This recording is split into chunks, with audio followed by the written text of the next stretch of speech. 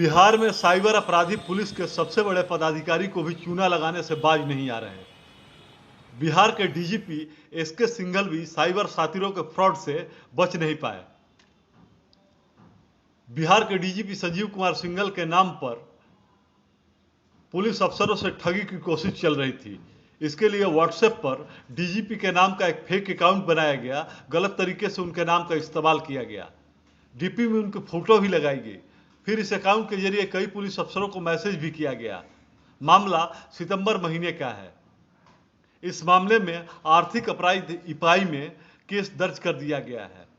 सबूत के तौर पर इस मामले में ईओयू के पास उस मोबाइल नंबर की स्क्रीनशॉट है जिस पर डीजीपी के फेक अकाउंट पर व्हाट्सएप बनाया गया था। ईओयू में पोस्टेड सब इंस्पेक्टर सत्येंद्र प्रसाद को सूचना मिली कि डीजीपी संजीव कुमार सिंघल के नाम पर फोटो का दुरुपयोग हो रहा है। मोबाइल से कई पुलिस पदाधिकारियों के साथ ठगी का प्रयास किए जाने की सूचना प्राप्त हुई। फिर मामले की जांच शुरू की गई, जिसमें यह मामला सही पाया गया। सब इंस्पेक्टर सत्येंद्र प्रसाद के बयान पर ही ईओयू के थाने में 26 सितंबर को एफआईआर दर्ज हुई। इसके बाद इस केस के जांच की जिम्मेदारी इंस्पेक्टर स्तर के एक पुलिस ऑफिसर को सौंपी गई। जिस मोबाइल पर व्हाट्सएप बना था, इसका यूजर कौन है, इसे कौन शख्स इस्तेमाल कर रहा था, आखिर ये बेखौफ सातिर कौन है जिसने पुलिस अफसर को ठगने के लिए डीजीपी के नाम का ही फोटो का गलत इस्तेमाल किया। ईओयू से जुड़े सूत्रों की माने तो इस बात का खुलासा अब तक नहीं हो पाया है, जबकि इस केस को दर्ज हुए ठीक 1 महीना गुजर चुके हैं। अब तक इस मामले में किसी की गिरफ्तारी नहीं हुई है। ईओयू की तरफ से यही बताया गया है कि जांच चल रही है।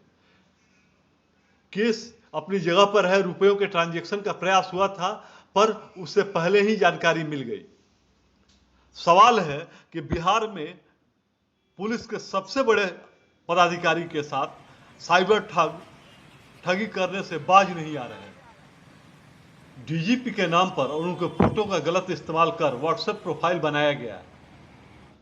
जब गया शराब कांड को खत्म कर पूर्णिया में पोस्टिंग कराने की साजिश में निलंबित आईपीएस और गया के तत्कालीन एसएसपी आदित्य कुमार और गिरफ्तार कर जेल भेजे गए इनके दोस्त जालसाज अभिषेक पर रची जा रही थी। सवाल यह उठ रहा है कि एफआईआर दर्ज कराने वाले ईओयू के सब इंस्पेक्टर सत्येंद्र प्रसाद को इसकी जानकारी कैसे हुई, क्योंकि एफआईआर में भी यह बात पूरी तरह से स्पष्ट नहीं है। इसमें इस बात का कोई जिक्र नहीं किया गया है कि उन्हें सूचना कैसे मिली और किसने दी, साथ ही कितने पुलिस अफसरों को ठगी के लिए मैसेज किया गया, किस तरह से उनसे रुपयों को ठगी करने की कोशिश हुई। इस बारे में कोई भी पुलिस अधिकारी बोलने को तैयार नहीं है। सबसे बड़ा सवाल है कि सूबे के पुलिस के सबसे बड़े पदाधिकारी डीजीपी का फेक व्हाट्सएप अकाउंट बनाकर ठगी करने की साहस करने वाले को अब तक गिरफ्तार क्यों नहीं किया गया है। 1 महीना बीतने को है, इसके बाद भी पुलिस की गिरफ्त से ठग बाहर है। देखिए, साइबर क्राइम एक बढ़ता हुआ अपराध है और जो आधुनिक जीवन शैली है उसमें जो डिजिटल हो रही हमारी जो जीवन शैली है, हमारी जो आर्थिक गतिविधियां हैं, हमारे जो ट्रांजैक्शन हैं, वो डिजिटाइज हो जाने के बाद में स्वाभाविक रूप से इसमें बहुत तेजी से वृद्धि हुई। और ये वृद्धि केवल बिहार के स्तर पर नहीं है, ये लगभग अक्रॉस सभी राज्यों में है। और इंटरनेशनल ट्रेंड भी यही है कि चूंकि हमारा इस पे ट्रैफिक बढ़ गया है इंटरनेट पर, तो इस तरह की सर। लेकिन सर, आम लोग तो छोड़िए सर, खास लोगों को टारगेट किया जा रहा है। बिहार के चीफ सेक्रेटरी, बिहार के डीजीपी को टारगेट किया जा रहा है, उनका फेक प्रोफाइल बनाया जा रहा है। के साथ क्या हुआ था सर, वो बता दीजिए। देखिए, जो भी घटनाएं आपने पूछी हैं उन सभी घटनाओं में सबसे पहले ये चीज़ है कि एक ठगी का प्रयास हुआ, और ठगी का प्रयास जिसको हम लोग बोलते हैं साइबर ठगी।